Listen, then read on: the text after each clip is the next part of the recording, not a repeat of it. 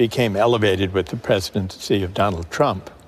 We've struggled more directly and more conspicuously, more frontally with the dark side, finding public expression. On the stage now. On the stage, public expression, rather than kept at the margins and at the periphery. And finding a voice in the media, and in social media especially. And now in a presidential campaign that will be a rematch of the one from last time. We've seen as a backlash against elites, especially against well-educated elites, professional elites. Donald Trump has been very effective at tapping into the grievances of people who feel they've been left behind and looked down upon. Humiliation. The politics of humiliation. And it's this sense of humiliation, I think, that opened the way for the politics of grievance that Donald Trump has been able to exploit. In the United States today, and in many parts of the world, is a politics of anger, resentment, and grievance without mutual recognition, without recognizing the value of the contributions that people make from different walks of life. We will not really begin to address the resentments that now afflict our politics and have accentuated some of the darkest strands in social life.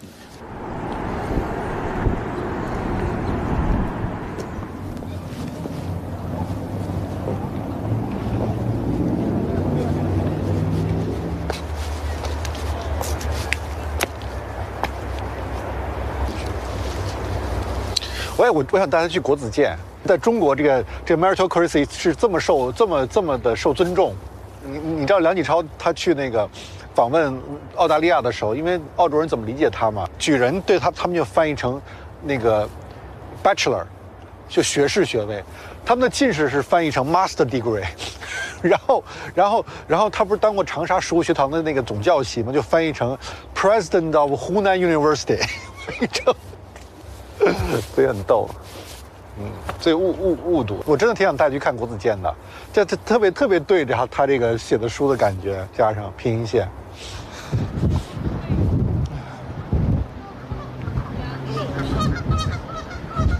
I'd like to invite you to offer your views about an incident, a story that I read about, where a 17-year-old boy sold his kidney. You all know the story. He bought an iPad and an iPhone. But how many think it's okay? It's a free market and there's nothing wrong with it? Because I study economics, and I think every adult is an economic man, that he has to be responsible for his behaviors. He clearly know the consequence of losing one kidney. We should give him the chance to take that risk. To choose for himself. A lot of people agree with that. All right, that's very good. So I would like to hear from those who object. Yes. And stand up. Well, I think it's wrong because give your kidney to others.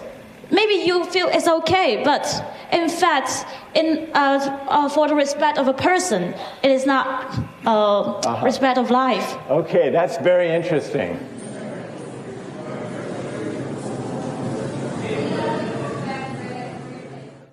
Even facing the same concept like justice. Yeah.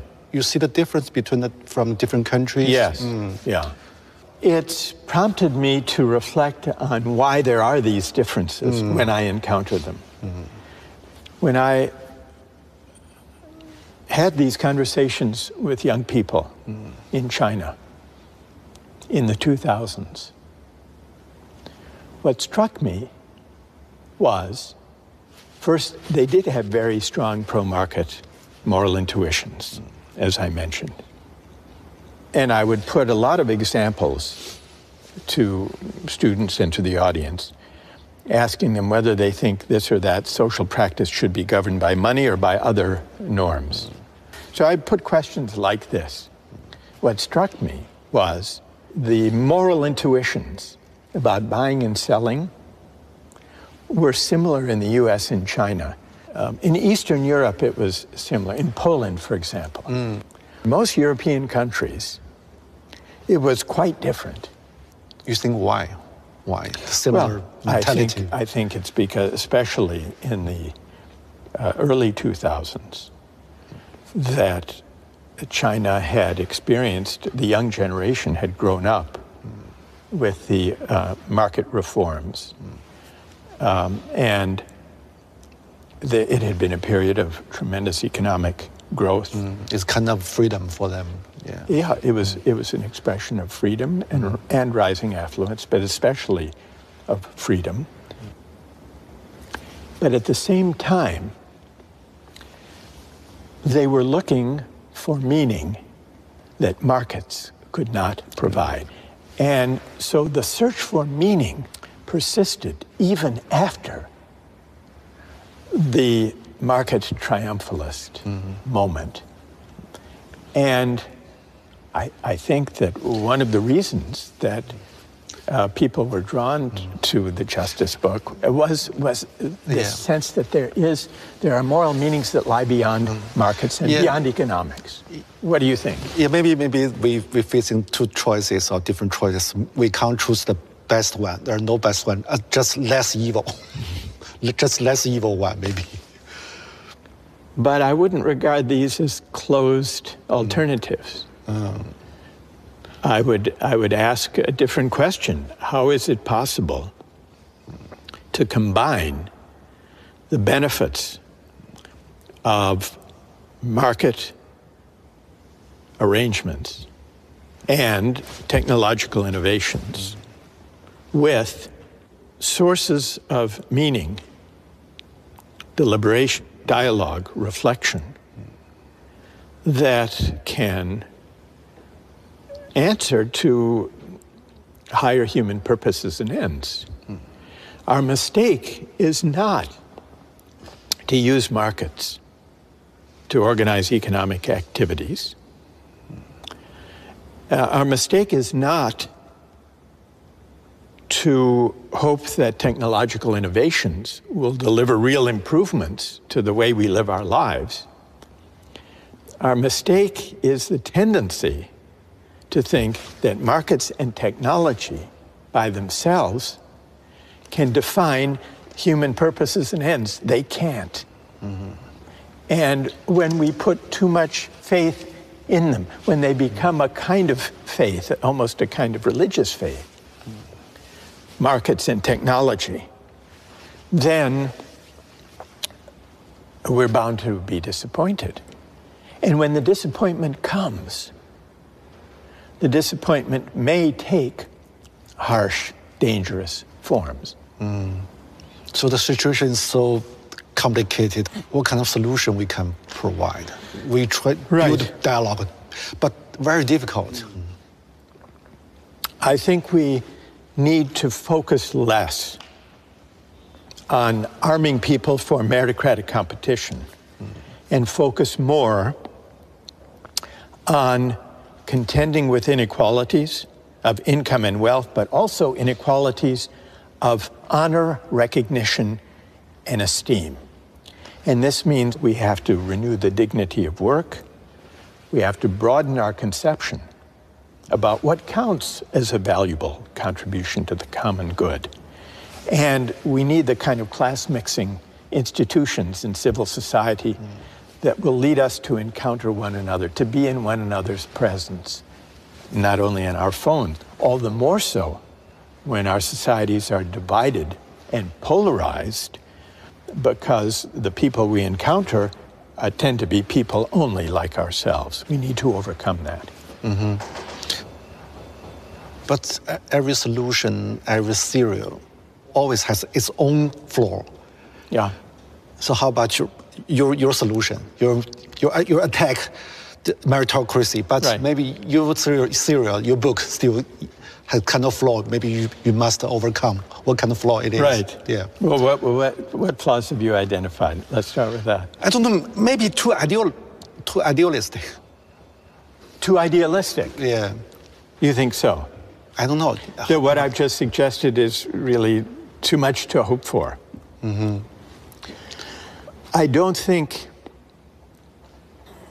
that reducing inequality and renewing the dignity of work and creating a greater equality of condition and recognition will happen anytime soon.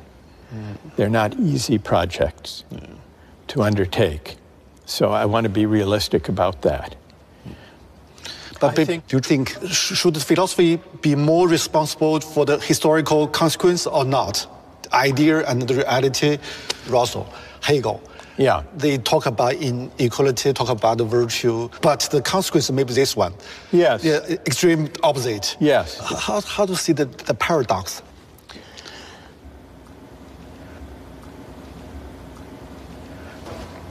If one thinks, and I, as I do, that philosophy is always situated in the world, that philosophy should attend to the world, then philosophy cannot be indifferent, and the philosopher cannot be indifferent to the way in which various people or parties or movements implement philosophical ideas. So there's always an interplay between political practice and the philosophical ideas that inform it. And often they can go off the rails. They can go in very dark directions that the philosopher may never have wanted or anticipated. That's always a danger. That's one of the persisting dangers of philosophy. The part of Hegel that has led political practice astray in wrong direction, that teaches that history has a single ultimate destination, and that it takes a certain shape, that has contributed to some of the dangerous movements in history who may have been inspired by the idea that history points in a certain direction, and that it's our responsibility either to let history unfold or to help history unfold to reach that final destination once and for all. I think the phrase or the idea, once and for all, is a deeply dangerous idea. And I think it's at odds with the philosophical spirit of questioning, contesting, offering competing interpretations. In your mind, in our time, which idea is the most dangerous idea in today's world? I would say that the forces today that are most dangerous are the versions of religious fundamentalism or of hyper-nationalism or of ideological purity that all draw in one way or another on the idea that moral truths and human truths are singular, that there's only one way of interpreting our past, there's only one historical end or destination, there's only one true way of interpreting religious and spiritual traditions. Because what this misses, well, it leads to dangerous politics, but it also misses the deep pluralism of the human experience. So how about the Silicon Valley philosophy? It's techno-driven ideology? Yeah. I would say it's a version of this.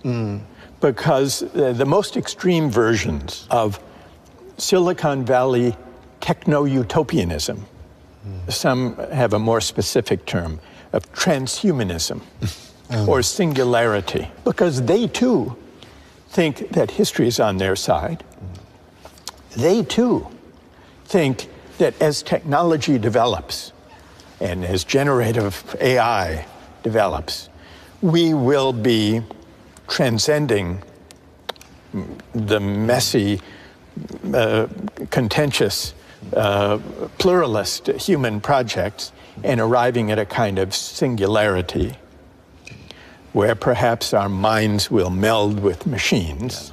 And the very idea that going to the moon or to Mars is kind of a natural outgrowth of this way of thinking, where they can start anew. It's the ambition really to start from scratch with a clean slate, to begin anew, unfettered, uncomplicated by disagreement, contestation, challenge, dialogue, controversy, where they can start anew and build a society from scratch that is not, as they might see it, weighted down by the controversies that arise whenever human beings gather in society. So there is something, it's fantastical, but it's also dangerous and hubristic, because it implies that they are the avatars, they are the pioneers, the initiators of this new frontier that breaks free from the messy need to negotiate, to discuss, to disagree, which is essential to the human experience.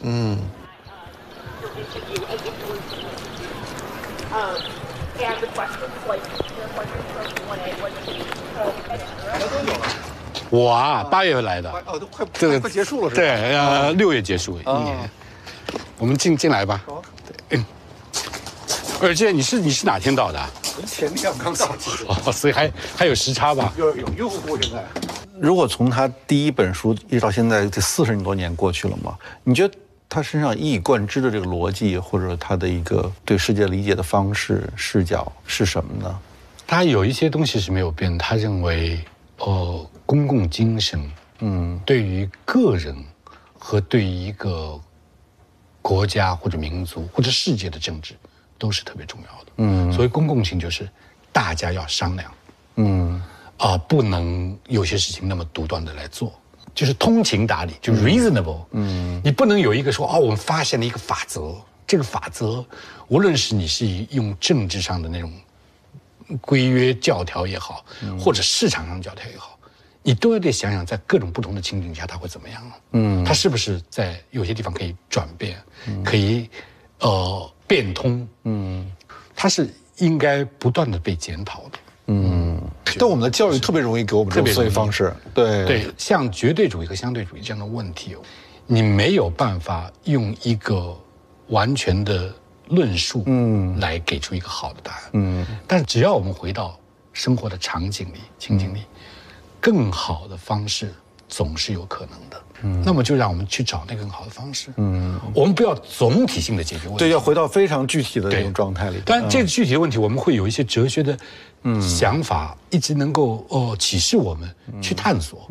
大家相互讨论啊，理性的推论啊，它是一套生活方式。如果有这套生活方式，让我们寻求更好的办法，总是有可能的。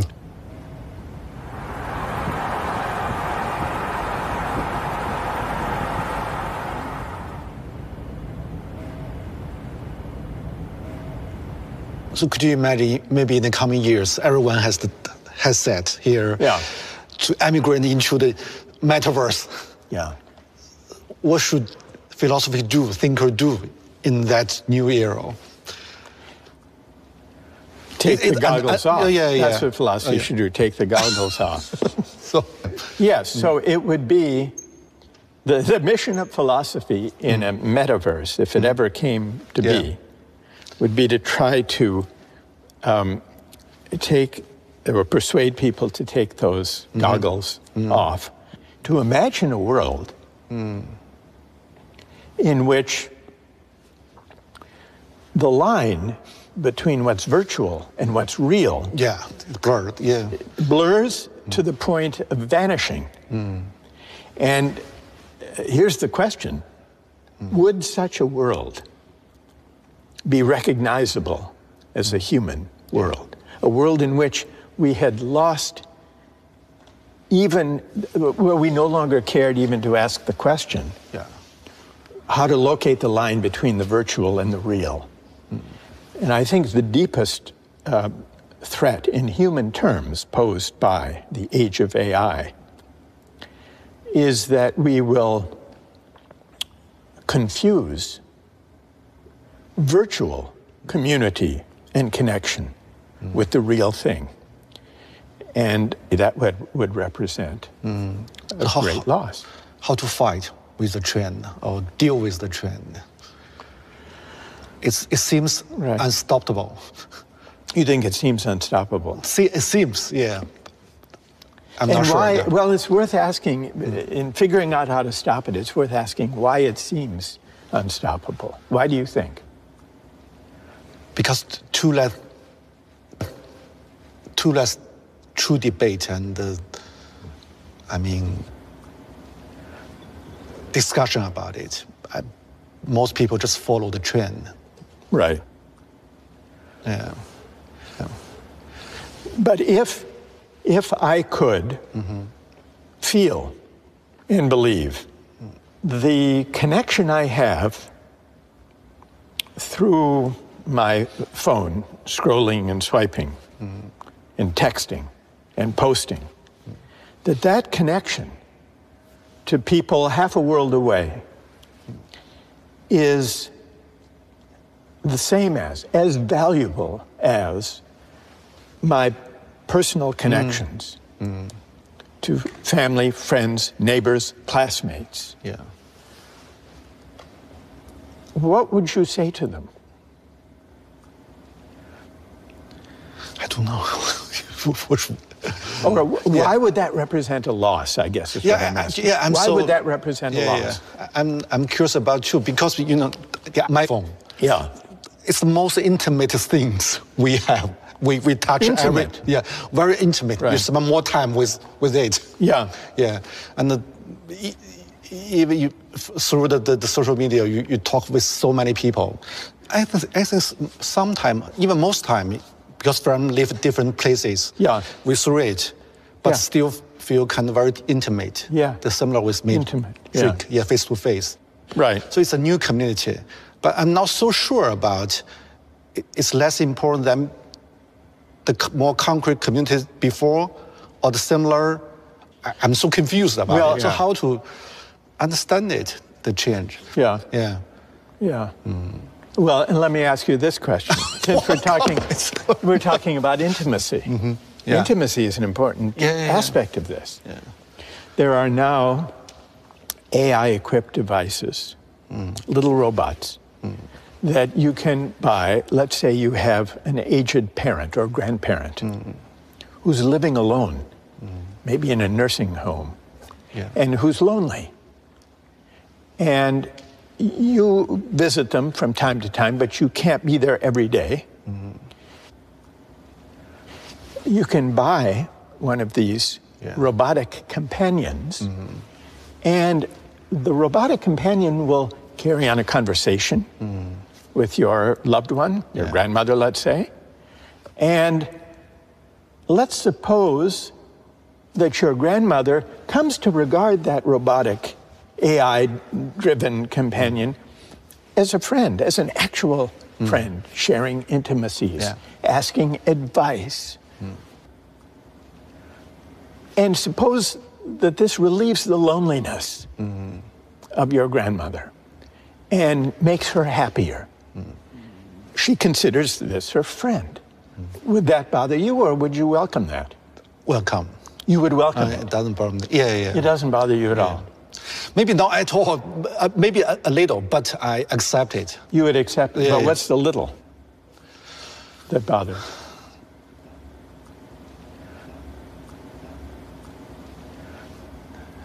Maybe just because it's a new thing and needs some time and space to understand it, accept it.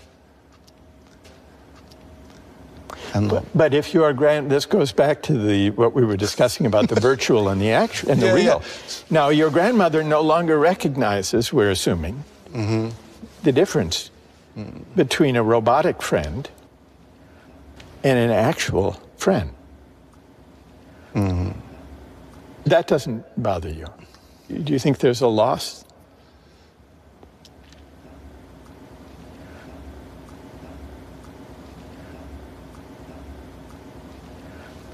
I think the new friend, the toy, is friend of her. Because some books are friends, even it's just papers. Books. Yeah. So if the grandmother or if you or I were absorbed in a book. Yeah, even we see some old books, it's like friends, yeah. It's spent maybe childhood years with you. And, well, I agree that a book can be a friend and a source of, I would say, genuine companionship. But does it matter that when I'm reading a book and absorbed in a book, I'm engaged in a kind of exchange with, a kind of dialogue with the human author of that book? Whereas when your grandmother is spending her day conversing with the robot, she isn't. We talk about Socrates, Plato, even it's 2,000 years ago. Yeah. Still can be your friend. Yes. So why not the toy? Why not the toy? Yeah, why not?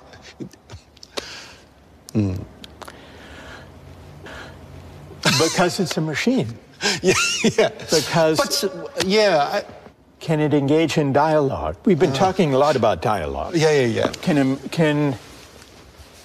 Or put it this way, take a simple example, when we've... Maybe the toy speak like Socrates.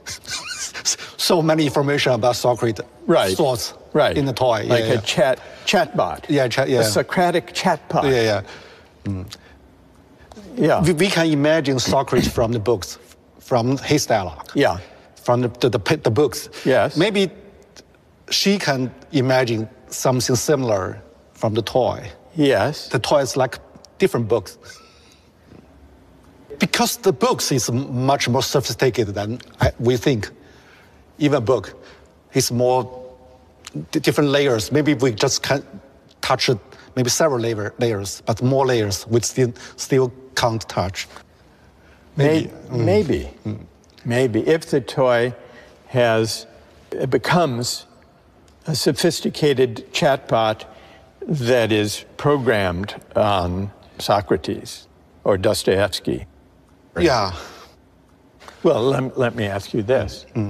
Suppose your grandmother passes away, but she has left all of her digital data, all of her emails, all of her social media, recording of her experiences, and created a digital avatar using machine learning so that you're mourning the loss of your loved one, but you can still carry on conversations with her, and so can your children, and so can their children with their great-great-grandmother, and ask her advice, can introduce her to a new boyfriend or girlfriend, ask her opinion.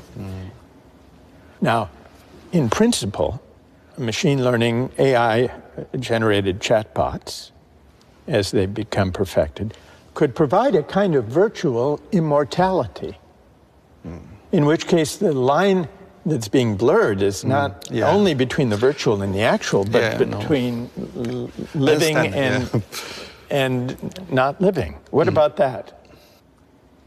Would you want to speak to the virtual digital avatar of your great-grandmother? Maybe I will, I guess. I would. Because because in those days we see picture of them. Yeah? Their letters. Photo. Read their letters and remember them. Yeah, it's still kind of dialogue. with the photo, with the letters. Yes. Yeah. It is a kind of dialogue. Yeah, it's become a new, complicated, and more rich photo and letters. Yeah.